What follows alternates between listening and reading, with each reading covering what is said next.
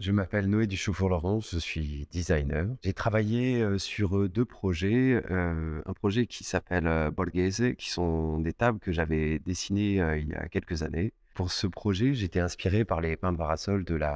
jardin de la Villa Borghese, qui est juste à côté, le côté de la Villa Médicis et donc en me promenant dans ce parc, j'avais été frappé par le côté sculptural et magistral de ces pins parasols. Ce point de départ, c'était une inspiration, plutôt formelle.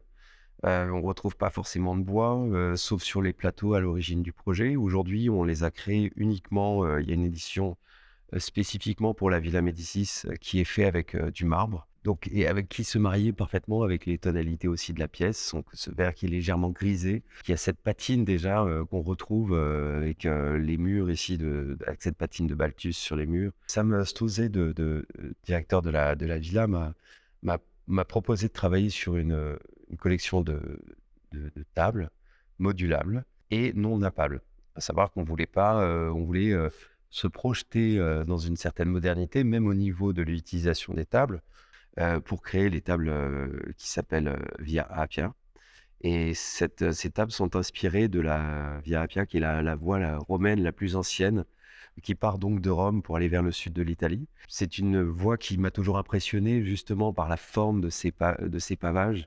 qui sont, assez grands et qui ont une imbrication, chaque forme s'imbrique l'une dans l'autre et j'ai donc créé ces tables avec, l'idée de cette modularité, en tout cas de cet assemblage de pièces qui sont toutes différentes, mais qui peuvent,